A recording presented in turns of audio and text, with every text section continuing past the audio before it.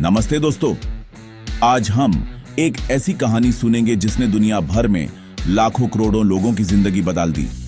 ये कहानी है एक किताब की जिसका नाम है रिच डैड पुअर डैड।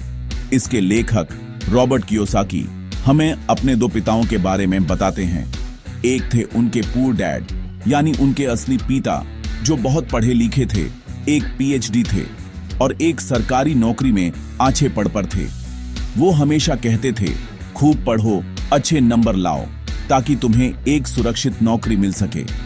उनकी सोच थी कि पैसा सारी बुराइयों की जड़ है और हमें उसके बारे में ज्यादा नहीं सोचना चाहिए। वो जिंदगी भर मेहनत करते रहे लेकिन हमेशा पैसों की तंगी में नहीं रहे। उनकी लाइफ का पैटर्न था, मेहनत करो, सैलरी लो, बिल भरो और फिर से अगले महीने का इंतजार करो। दूसरी तरफ थे उनके रिच डैड जो उनके दोस्त के पिता थे। वो 8वीं फेल थे लेकिन हवाई के सबसे अमीर आदमियों में से एक बन गए। उनकी सोच बिल्कुल अलग थी। वो कहते थे, पैसा सारी बुराइयों की जड़ नहीं है बल्कि पैसे की कमी सारी बुराइयों की जड़ है। वो रॉबर्ट को सिखाते थे कि स्कूल तुम्हें पैसा कमाना नहीं सिखाता, वो तुम्हें एक अच्छा नौकर बनाता है। अगर अमीर बनना है तो तुम्हें यह सीखना होगा कि पैसा काम कैसे करता है और यूज अपने लिए काम पर कैसे लगाया जाता है। रिच डैड का मानना था कि सिर्फ एक सुरक्षित नौकरी के भरोसे रहना जिंदगी का सबसे बड़ा रिस्क है। उन्होंने रॉबर्ट को स्कूल के बाहर असली दुनिया में पैसे का सबक सिखाया। तो यहाँ दो अलग अलग सोच वाले दो पिता थे। एक कहते थे, मैं इस चीज को नहीं खरीद सकता जो उनके दिमाग को बैंड कर देता था। दूसरे कहते थे, मैं इस चीज को कैसे खरीद सकता हूं। यह सवाल उनके दिमाग को सॉल्यूशंस ढूंढने के लिए मजबूर कर देता था। पुअर डैड ने हमेशा रिस्क से बचने की सलाह दी जबकि रिच डैड ने रिस्क को मैनेज करना सिखाया। पुअर डैड सोचते थे कि उनका घर उनकी सबसे बड़ी इन्वेस्टमेंट है जबकि रिच डैड कहते थे कि घर एक लायबिलिटी है जो जेब से पैसा निकालता है। ये दो अलग अलग माइंडसेट ही उनकी फाइनेंशियल डेस्टिनी का कारण बने। एक ने जिंदगी भर फाइनेंशियल स्ट्रगल किया और दूसरे ने एक फाइनेंशियल एम्पायर खड़ा कर दिया। इस पूरी किताब का सार इन्हीं दो विचारधारों के बीच का अंतर है। एक तरफ है वो सोच जो हमारे समाज, हमारे स्कूल, हमारे घर वाले हमें बचपन से सिखाते हैं, पढ़ो, लिखो, नौकरी करो। ये एक सुरक्षित रास्ता लगता है लेकिन ये हमें जिंदगी भर पैसे के लिए काम करने पर मजबूर कर देता है। दूसरी तरफ है अमीर लोगों की सोच जो हमें स्कूल में नहीं सिखाई जाती। ये सोच है फाइनेंशियल फ्रीडम की, जहां आप पैसे के लिए काम नहीं करते बल्कि पैसा आपके लिए काम करता है। ये कहानी हमें चैलेंज करती है कि हम अपनी सोच को बदलें और पैसे के उस खेल को समझें जिसे अमीर लोग खेलते हैं। आसान है। आपने कभी उस चूहे को देखा है जो एक गोल पहिए में दौड़ता रहता है? वो बहुत तेजी से भागता है, बहुत मेहनत करता है लेकिन पहुंचता कहीं नहीं, बस उसी जगह पर गोल गोल घूमता रहता है। रिच डैड पुअर डैड इसी को द रैट रेस कहते हैं। ये हम में से ज्यादातर लोगों की कहानी है। हम सुबह उठते हैं, तैयार होते हैं, काम पर जाते हैं, पूरा महीना खूब मेहनत करते हैं। महीने के एंड में हमें सैलरी मिलती है। फिर हम उस सैलरी से अपने सारे बिल्स भरते हैं, घर का किराया, गाड़ी की ईएमआई, क्रेडिट कार्ड का बिल, बच्चों की स्कूल फीस और बाकी खर्चे। और महीने के अंत तक हमारे पास कुछ नहीं बचता। फिर से अगला महीना शुरू होता है और हम वापस उसी चक्कर में लग जाते हैं। ये रैट रेस एक जाल है, एक फाइनेंशियल ट्रैप। जैसे ही हमारी इनकम बढ़ती है हम अपने खर्चे भी बढ़ा देते हैं। थोड़ी सैलरी बढ़ी तो हमने बड़ी गाड़ी ले ली, बड़ा घर ले लिया, महंगे फोन खरीद लिए। इससे क्या हुआ? हमारी ईएमआई और बिल्स और भी बढ़ गए। अब हमें उस बढ़े हुए खर्चे को पूरा करने के लिए और ज्यादा मेहनत करनी पड़ती है। हम प्रमोशन के लिए, इंक्रीमेंट के लिए और ज्यादा काम करते हैं। हम डर और लालच के बीच फंस जाते हैं। नौकरी छूटने का डर हमें काम करने पर मजबूर करता है और ज्यादा पैसों का लालच हमें महंगी चीजें खरीदने पर उकसाता है। हम पूरी जिंदगी इसी साइकिल में फंसे रहते हैं बिना यह समझे कि हम आगे नहीं बढ़ रहे। रिच डैड कहते हैं कि इस रैट रेस का सबसे बड़ा कारण है फाइनेंशियल एजुकेशन की कमी। हमारा स्कूल सिस्टम हमें प्रोफेशनल स्किल्स तो सिखाता है, डॉक्टर, इंजीनियर, लॉयर बना सिखाता है, लेकिन पैसों को मैनेज करना नहीं सीखता। इसलिए एक हाई पेइंग जॉब वाला आदमी भी फाइनेंशियली स्ट्रगल कर सकता है, क्योंकि वो जितना कमाता है उतना ही या उससे ज्यादा खर्च कर देता है। उसकी लाइफस्टाइल उसकी इनकम पर पूरी तरह से निर्भर होती है। अगर कल को उसकी नौकरी चली जाए तो वो फाइनेंशियल ट्रबल में आ जाएगा। वो सोचता है कि उसकी जॉब सिक्योर है, लेकिन असलियत में वो अपने एम्प्लॉयर का गुलाम बन चुका है। उसकी पूरी जिंदगी एक पेचेक से दूसरे पेचेक तक चलती है। इस राट रेस से बाहर निकालने का एक ही तरीका है, अपनी सोच को बदलना। ये समझना कि सिर्फ सैलरी बढ़ाने से कुछ नहीं होगा। असली आजादी तब मिलेगी जब आपकी इनकम सिर्फ आपकी मेहनत पर डिपेंड नहीं करेगी। आपको ऐसे रास्ते बनाने होंगे जहां से पैसा आपके पास तब भी आए जब आप काम नहीं कर रहे हो। इसी को पैसिव इनकम कहते हैं। जब आपकी पैसिव इनकम आपके महीने के खर्चों से ज्यादा हो जाती है, तब आप इस रैट रेस से आजाद हो जाते हैं। तब आप काम इसलिए नहीं करते क्योंकि आपको बिल्स भरने हैं, बल्कि इसलिए करते हैं क्योंकि आपको काम करना पसंद है। यही फाइनेंशियल फ्रीडम की पहली सीढ़ी है। बिल्कुल आसान है। ये lesson rich dad poor dad का सबसे पावरफुल लेसन है। गरीब और मिडिल क्लास लोग जिंदगी भर पैसे के लिए काम करते हैं। उनका पूरा फोकस एक अच्छी नौकरी पाने पर होता है, जिससे उन्हें हर महीने एक फिक्स्ड सैलरी मिल सके। वो अपना सबसे कीमती एसेट, अपना समय और अपनी एनर्जी किसी और को देकर पैसा कमाते हैं। रिच डैड कहते हैं कि यह अमीर बनने का तरीका नहीं है। अमीर लोग पैसे के लिए काम नहीं करते, बल्कि वो पैसे से अपने लिए काम करवाते हैं। उनका फोकस नौकरी ढूंढने पर नहीं, बल्कि ऐसे एसेट्स बनाने पर होता है जो उनके लिए पैसा कमा कर लाएं। ये एक बहुत बड़ा माइंडसेट शिफ्ट है जो हमें समझना होगा। सोच कर देखिए, जब आप एक जॉब करते हैं तो आप एक सिस्टम के लिए काम कर रहे होते हैं। आपकी इनकम लिमिटेड होती है क्योंकि दिन में सिर्फ 26 घंटे होते हैं और आप एक लिमिट तक ही काम कर सकते हैं। अगर आप काम करना बैंड कर दें तो आपकी इनकम भी बैंड हो जाती है। लेकिन अमीर लोग एक ऐसा सिस्टम बनाते हैं जहां पैसा उनके लिए 26 घंटे 7 दिन काम करता है, चाहे वो सो रहे हों या छुट्टियां मना रहे हों। वो पैसे को एक एम्प्लॉई की तरह देखते हैं। उनका हर एक रुपया एक छोटा सा वर्कर है जिसका काम है और पैसा कमा कर लाना। फिर वो उस कमाए हुए पैसे को भी काम पर लगा देते हैं और धीरे धीरे उनकी पैसों की आर्मी बढ़ती जाती है। रॉबर्ट कियोसाकी ने यह सबक बचपन में ही सीख लिया था। उनके रिच डैड ने उन्हें और उनके दोस्त माइक को 3 घंटे के सिर्फ 10 सेंट दिए, जो उस जमाने में बहुत कम थे। जब रॉबर्ट ने शिकायत की तो रिच डैड ने उनकी सैलरी बैंड कर दी और उनसे फ्री में काम करवाने लगे। इससे रॉबर्ट को गुस्सा आया, लेकिन रिच डैड ने समझाया, अब तुम्हारे दिमाग में डर और लालच नहीं है। अब तुम सोचो कि बिना सैलरी के पैसा कैसे कमाया जा सकता है। तब रॉबर्ट और माइक ने पुरानी कॉमिक बुक्स को कलेक्ट करके एक लाइब्रेरी शुरू की, जिसे उन्हें बिना काम किए पैसे मिलने लगे। उन्होंने पैसे से पैसा बनाना सीख लिया था। उन्होंने एक एसेट बना लिया था जो उनके लिए काम कर रहा था। तो हम इससे क्या सीख सकते हैं? हमें अपनी जॉब के साथ साथ या उससे अलावा ऐसे रास्ते ढूंढने होंगे जहां हमारा पैसा हमारे लिए काम करे। इसका मतलब है इन्वेस्टिंग। आप स्टॉक्स में, रियल एस्टेट में या अपने खुद के बिजनेस में पैसा लगा सकते हैं। शुरुआत में यह छोटा हो सकता है, शायद 1000 रुपए महीने की इन्वेस्टमेंट से, लेकिन कंपाउंडिंग की पावर से यह छोटा सा इन्वेस्टमेंट वक्त के साथ बहुत बड़ा बन सकता है। जब आप एक शेयर खरीदते हैं तो आप उस कंपनी के एक छोटे से हिस्से के मालिक बन जाते हैं और वो कंपनी आपके लिए पैसा कमाती है। यही सोच का फर्क है। गरीब आदमी पैसा बचाता है, अमीर आदमी पैसा इन्वेस्ट करता है।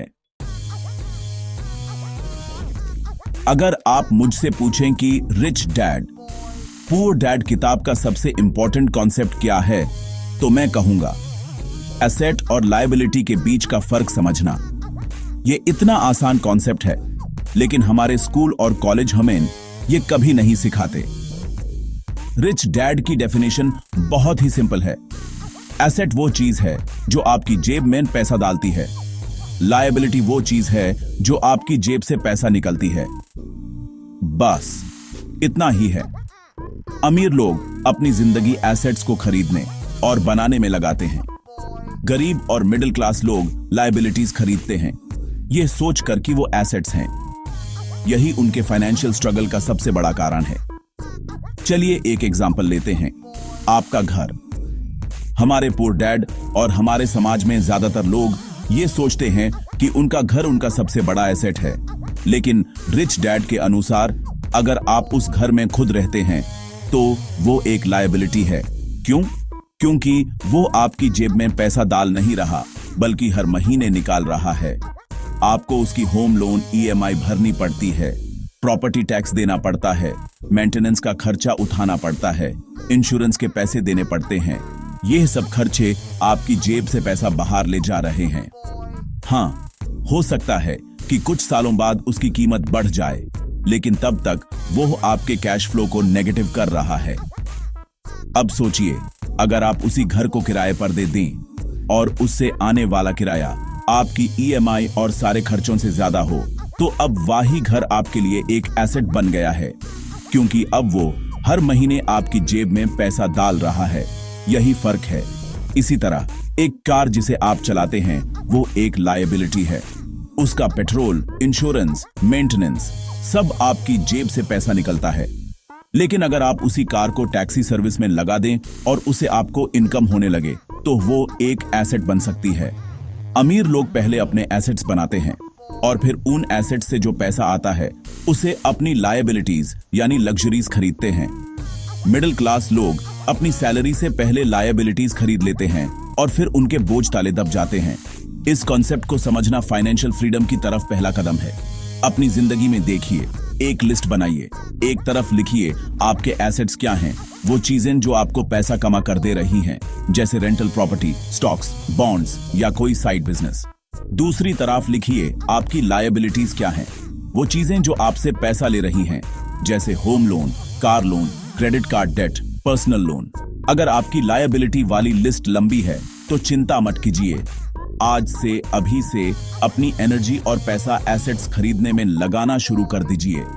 धीरे धीरे अपने एसेट कॉलम को बढ़ाइए और लायबिलिटी कॉलम को छोटा कीजिए। आसान है। रिच डैड पुअर डैड का एक और इंपॉर्टेंट लेसन है, माइंड योर ओन बिजनेस। इसका मतलब यह नहीं है कि आप दूसरों के काम में तांग ना अदाएं, बल्कि इसका मतलब है कि आप अपने खुद के बिजनेस पर ध्यान दें। रॉबर्ट कियोसाकी कहते हैं कि आपकी प्रोफेशन और आपका बिजनेस दो अलग अलग चीजें हैं। आपका प्रोफेशन वो है जहां आप काम करते हैं, जैसे एक डॉक्टर, एक इंजीनियर या एक टीचर।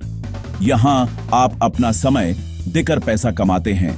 लेकिन आपका बिजनेस वो है जहां आपका पैसा आपके लिए काम करता है।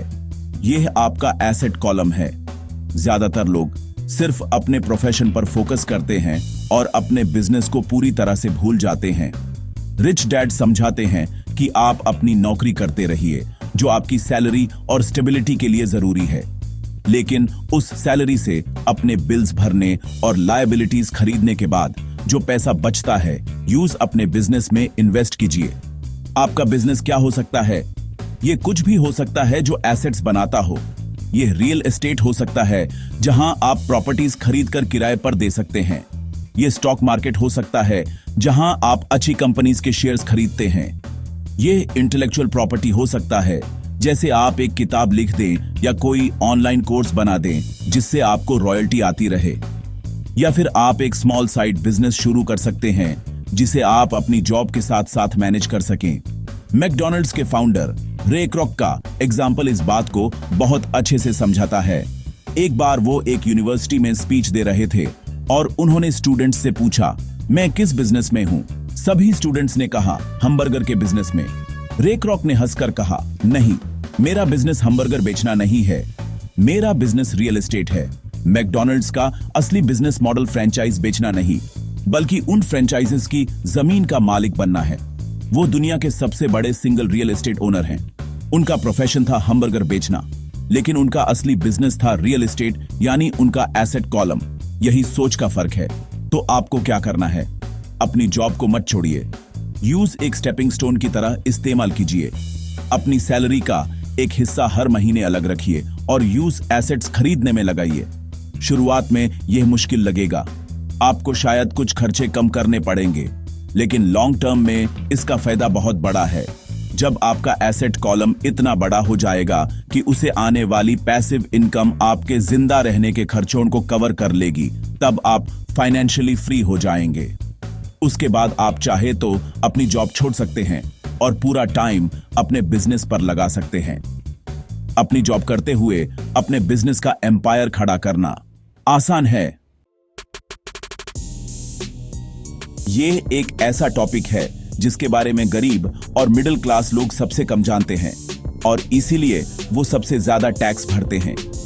रिच डैड कहते हैं कि अमीर लोग टैक्स का खेल समझते हैं और कानून का फायदा उठाकर अपना टैक्स बचाते हैं। पुअर डैड हमेशा कहते थे कि टैक्स भरना हर नागरिक का कर्तव्य है और वो ईमानदारी से अपना पूरा टैक्स भरते थे।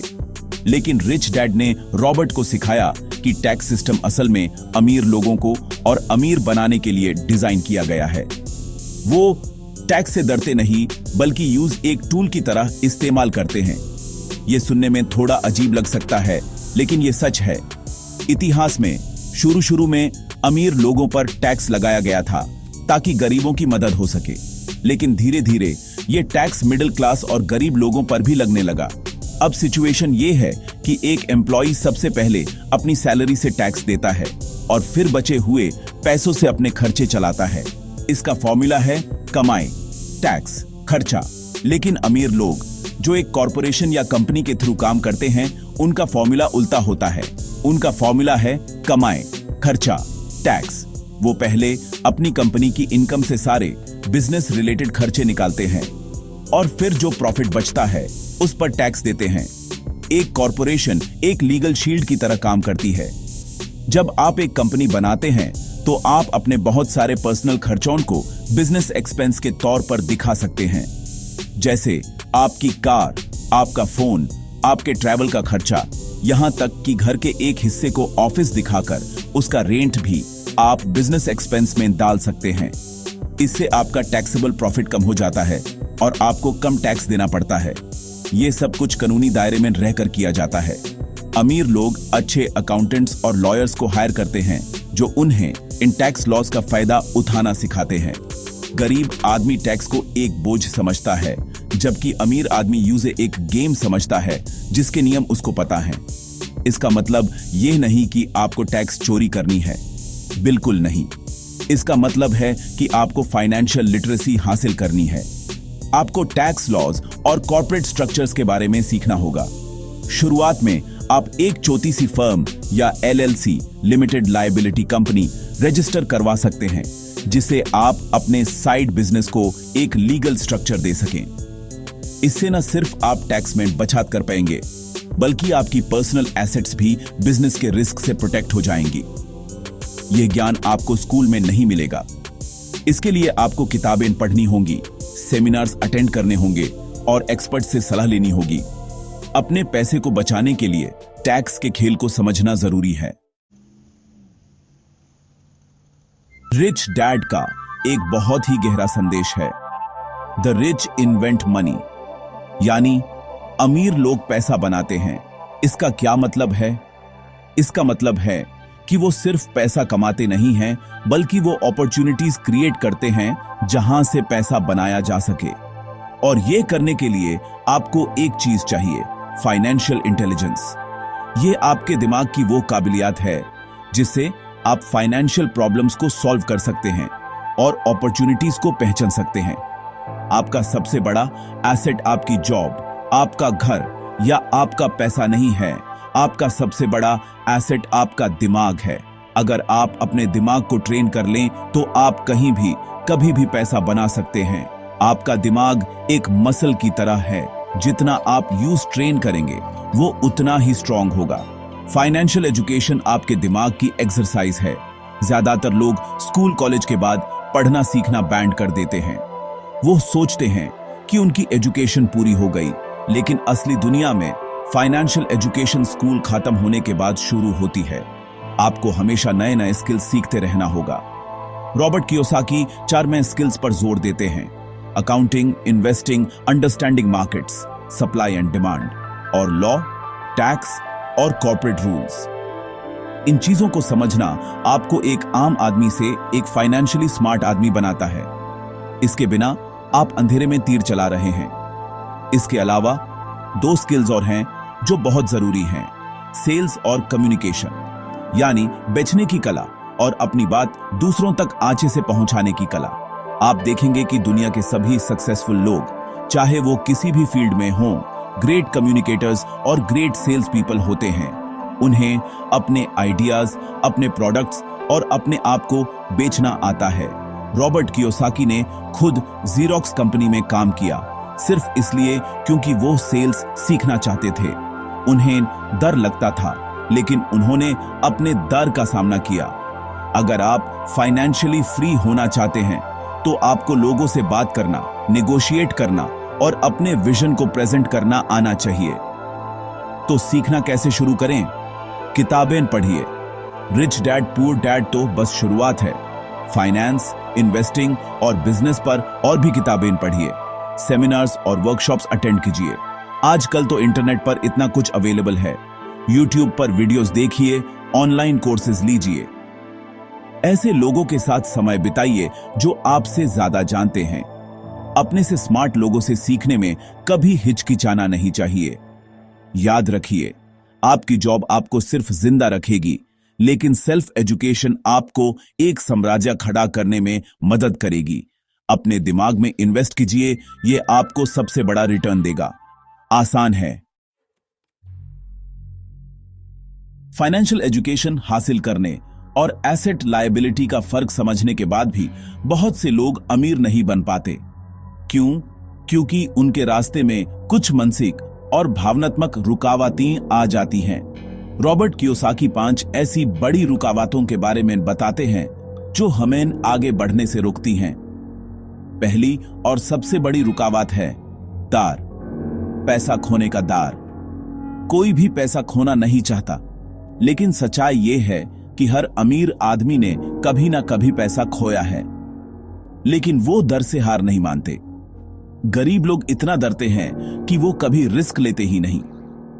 वो अपने पैसे को सेफ रखने के चक्कर में ऐसी जगह डाल देते हैं जहां रिटर्न ना के बराबर मिलता है। अमीर लोग रिस्क को मैनेज करना सीखते हैं, उससे भगते नहीं। दूसरी रुकावट है सिनिसिज्म, यानी निराशावाद। ये वो व्हाट इफ वाली आवाज है जो हमारे दिमाग में आती है। व्हाट इफ मार्केट क्रैश हो गया तो? व्हाट इफ ये आइडिया काम नहीं किया तो? ये लोग हर अपॉर्चुनिटी में प्रॉब्लम ढूंढ लेते हैं। उनके आसपास के दोस्त और रिश्तेदार भी उन्हें डिस्करेज करते हैं। ये निराशावाद हमारे शक और डर को और बढ़ा देता है और हमें एक्शन लेने से रोकता है। इससे पार पाने का तरीका है कि हम छोटी शुरुआत करें और एजुकेटेड रिस्क्स लें। जब हमें छोटे छोटे रिजल्ट्स मिलने लगते हैं तो हमारा कॉन्फिडेंस बढ़ता है और यह निराशावाद की आवाज कमजोर पड़ जाती है। तीसरी रुकावट है लाजीनेस, यानी आलस।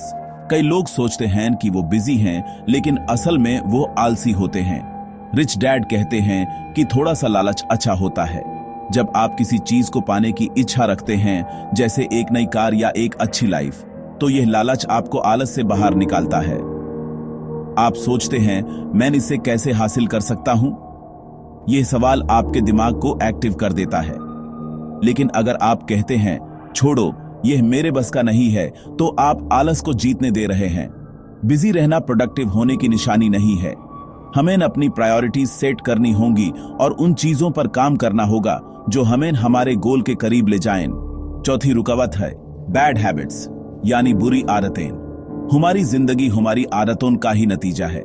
एक आम आदमी की आदत होती है कि सैलरी आते ही पहले वो दूसरों को पे करता है, लैंडलॉर्ड को, क्रेडिट कार्ड कंपनी को, सरकार को, टैक्स के रूप में, और अगर कुछ बचता है तो वो अपने लिए रखता है। रिच डैड की आदत थी पे योरसेल्फ फर्स्ट, यानी सैलरी आते ही सबसे पहले एक हिस्सा निकालकर इन्वेस्टमेंट के लिए रखो, फिर जो बचे उससे अपने खर्चे चलाओ। शुरू में ये प्रेशर क्रिएट करेगा, आपके पास बिल्स भरने के लिए पैसे कम पड़ेंगे, लेकिन यही प्रेशर आपको नए इनकम सोर्सेज ढूंढने के लिए मजबूर करेगा। पांचवी रुकावट है एरोगेंस यानी घमंड, जो आपको सीखने से रुकता है। इन पांचों दुश्मनों को हराना जरूरी है। इतना सब कुछ जानने के बाद सबसे बड़ा सवाल यह आता है कि शुरुआत कैसे करें। ज्ञान तब तक बेकार है जब तक यूज एक्शन में ना बदला जाए। रिच डैड पुअर डैड हमें शुरू करने के लिए कुछ प्रैक्टिकल स्टेप्स बताते हैं। सबसे पहला कदम है अपने क्यों को ढूंढना। आप फाइनेंशियली फ्री क्यों होना चाहते हैं? आपका रीजन क्या है? क्या आप अपने परिवार को एक बेहतर जिंदगी देना चाहते हैं? क्या आप दुनिया घूमना चाहते हैं या आप समय की आजादी चाहते हैं? आपका क्यों जितना स्ट्रांग होगा, आपकी हिम्मत उतनी ही बढ़ेगी। ये क्यों ही आपको मुश्किल समय में आगे बढ़ने की ताकत देगा। एक तरफ लिखिए वो सब चीजें जो आप चाहते हैं और दूसरी तरफ लिखिए जो आप नहीं चाहते। दूसरा कदम है हर दिन चुनाव करना। हर दिन, हर पल हम चुनाव करते हैं। आप अपने खाली समय में टीवी देखने का चुनाव कर सकते हैं या एक फाइनेंशियल किताब पढ़ने का। आप एक्स्ट्रा पैसों से एक महंगा फोन खरीद सकते हैं या उससे एक स्टॉक में इन्वेस्ट कर सकते हैं। रिच डैड कहते हैं कि अमीर और गरीब के बीच का फर्क उनके रोज के चुनावों से ही पैदा होता है। आज से, अभी से फाइनेंशियली एजुकेटेड बनने का चुनाव कीजिए। हर दिन कुछ नया सीखने का चुनाव कीजिए। अपने पैसे को एसेट्स में लगाने का चुनाव कीजिए। ये छोटे छोटे चुनाव ही आपकी जिंदगी की दिशा तय करेंगे। तीसरा कदम है अपने दोस्तों का चुनाव ध्यान से करना। कहते हैं ना, आप उन 5 लोगों का एवरेज होते हैं जिनके साथ आप सबसे ज्यादा समय बिताते हैं। अगर आपके दोस्त हमेशा पैसे की बुराई करते हैं, निराशावादी हैं और रिस्क लेने से डरते हैं, तो उनकी सोच का असर आप पर भी पड़ेगा। ऐसे दोस्त ढूंढिए जो आपसे आगे हो, जो फाइनेंशियल टॉपिक्स पर बात करते हो, जो आपको इंस्पायर करें। उनसे सीखिए, उनके अनुभवों से ज्ञान लीजिए। अगर आपको ऐसे दोस्त नहीं मिलते तो किताबों और ऑनलाइन कम्युनिटीज के जरिए सक्सेसफुल लोगों को अपना दोस्त बनाइए। उनके पॉडकास्ट सुनिए, उनकी बायोग्राफीज पढ़िए। चौथा और आखिरी कदम है एक्शन लेना। सोचने से, प्लान बनाने से कुछ नहीं होगा जब तक आप पहला कदम नहीं उठाते। Learn and then take action. पहले सीखिए, फिर एक्शन लीजिए। एक कोर्स लीजिए, एक किताब पढ़िए और उससे जो सीखा उसको अप्लाई कीजिए। एक छोटा सा इन्वेस्टमेंट कीजिए। अपनी पहली प्रॉपर्टी ढूंढना शुरू कीजिए। एक साइड बिजनेस का आइडिया सोचिए। डर लगेगा, घबराहट होगी, लेकिन पहला कदम उठाना ही सबसे जरूरी है। गलतियां होंगी, लेकिन हर गलती एक लेसन है। उन गलतियों से सीखिए और आगे बढ़ते रहिए। सफलता उन्हीं को मिलती है जो एक्शन लेते हैं। तो इंतजार मत कीजिए, आज से, अभी से अपनी फाइनेंशियल फ्रीडम की जर्नी शुरू कीजिए। आसान है।